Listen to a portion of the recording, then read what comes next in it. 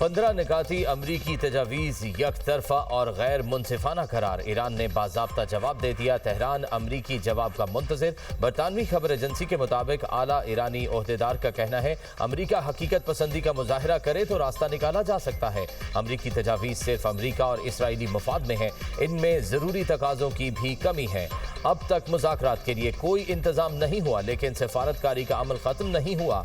पाकिस्तान और तुर्की अमरीका और ईरान के दरमियान मुश्तरका जमीन बनाने की कोशिशें कर रहे हैं।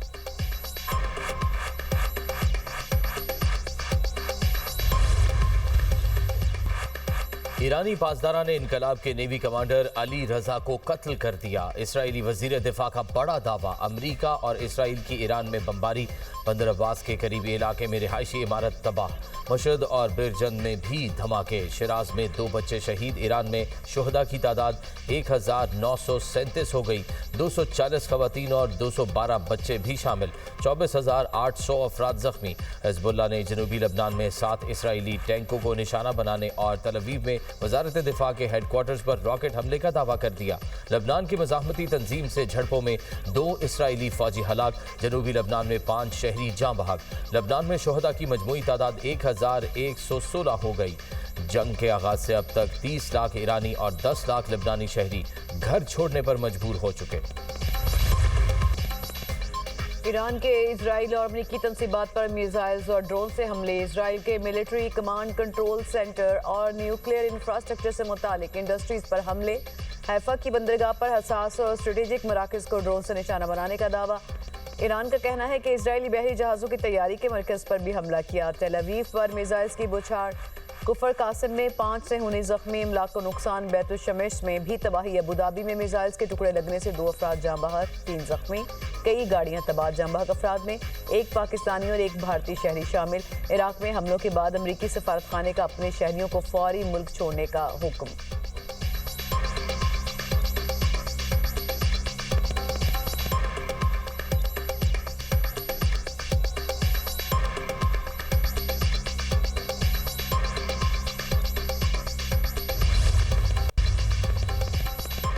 मशरिक़ वस्ता में अमरीकी फ़ौजी अड्डों पर बमबारी। अमरीकी फ़ौजी होटलों और दफातर में मुंतकिल होने पर मजबूर हो गए।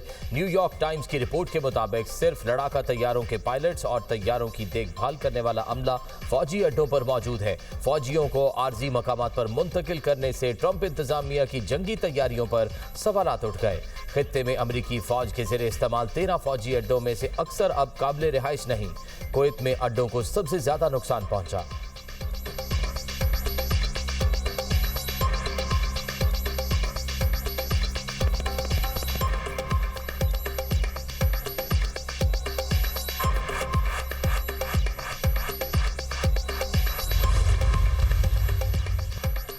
ईरान ने रेड लाइन अबूर कर ली। खलीज ताउन कौंसिल का तेहरान से हमले फौरी रोकने का मुतालबा।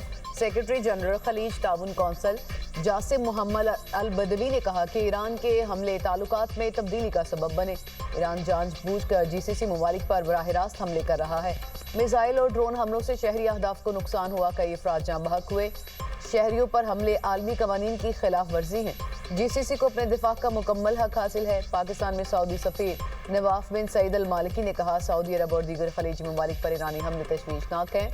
हमले खुद मुख्तार रियासतों के खिलाफ बिला जवाब जारहियत हैं।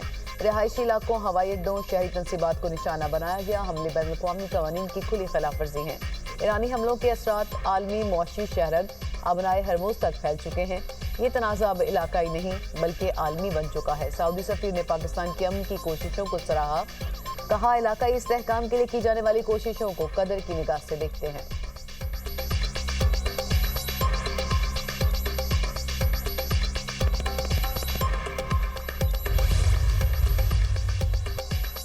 अमरीका इसराइल की ईरान से जंग के दौरान मुआशी इस्तेहकाम और तवानाई बहरान का चैलेंज। इलाकाई चैलेंजेस के पेश नज़र कौमी इत्तेफाक राय को बरकरार रखने पर जोर। सदर ममलिकत आसिफ अली जरदारी की जेर सदारत आला सतह का मुशावरती इजलास, वज़ीर आज़म शहबाज शरीफ और फील्ड मार्शल सैयद आसिम मुनीर की शिरकत। पेट्रोलियम मसनूआत की फराहमी में मुमकिन रुकावटों और बढ़ती कीमतों के तनाजुर में मुल्की मुआशी और तवानाई सूरत हाल का जायजा। खित्ते की सिक्योरिटी सूरत हाल पर भी गौर। वज़ीर खजाना मोहम्मद औरंगजेब और वज़ीर पेट्रोलियम अली परवेज मलिक की ब्रीफिंग। पेट्रोलियम मसनूआत की कीमतों को मुस्तहकम रखने के इकदाम पर रोशनी डाली। किफ़ायत शारी इकदाम के जरिए माली नज़्म ज़ब्त बरकरार रखने से मुतल्लिक जारी इकदाम पर गौर किया गया। वसीतर इलाकाई सूरत हाल पर भी गौर। सिक्योरिटी, मुआशी इम्कानात और ग़ज़ाई तहफ़्फ़ुज़ पर मुमकिन असरात का जायजा। मरबूत कौमी हिकमत अमली अपनाने पर जोर दिया गया। पॉलिसी फैसलों में इस्तेहकाम को तरजीह और अवामी मफादात का तहफ़्फ़ुज़ यकीनी बनाने पर भी जोर। सदर ममलिकत से वज़ीर आज़म की मुलाकात, खित्ते की बदलती सूरत हाल और सालसी के मामलात पर बातचीत, मुल्क की सलामती, कौमी मुआशी और सियासी सूरत हाल पर भी मुशावरत।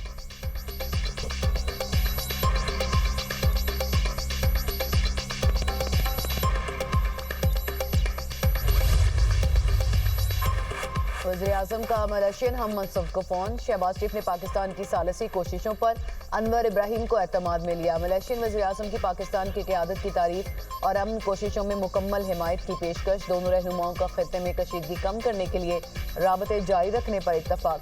वज़ीर ख़ारजा इसहाक़ डार और तुर्क वज़ीर ख़ारजा का टेलीफोनिक रब्ता। इसहाक़ डार ने कशीदगी में कमी के लिए मुसलसल सिफारती कोशिशों की अहमियत पर जोर दिया।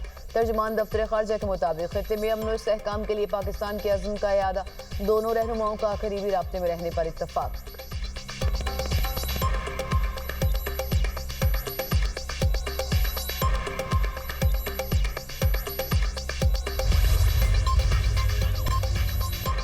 भारतीय वज़ीर ख़ारजा जयशंकर के पाकिस्तान मुखालिफ और गैर मुहज़्ज़ब बयान पर भारत और दुनिया भर में तनकीद जारी।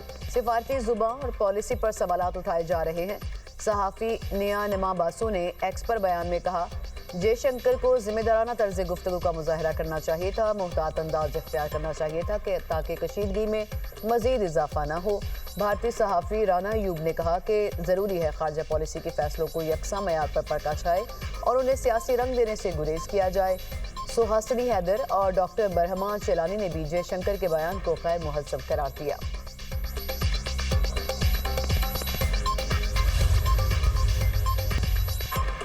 चेयरमैन पीटीआई बैरिस्टर गौहर का कहना है, बानी पीटीआई के बेटों के बयान को मुतनाज़ बनाने की कोशिश की गई। पहले भी बरमला कह चुके हैं कि बानी पीटीआई की रिहाई के लिए जो भी कोशिश होगी वो पाकिस्तान के आइन और कानून के तहत होगी। बानी के बच्चों का हक है कि वो अपने वालिद की रिहाई के लिए आवाज़ उठाएं।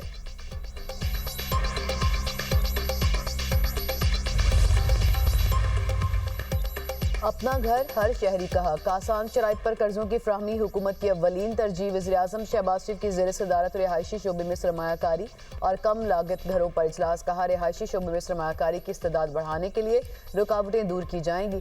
बैरूनी सरमायाकारों और समंदर पार पाकिस्तानियों की सरमायाकारी का तहफ़्फ़ुज़ यकीनी बनाया जाएगा।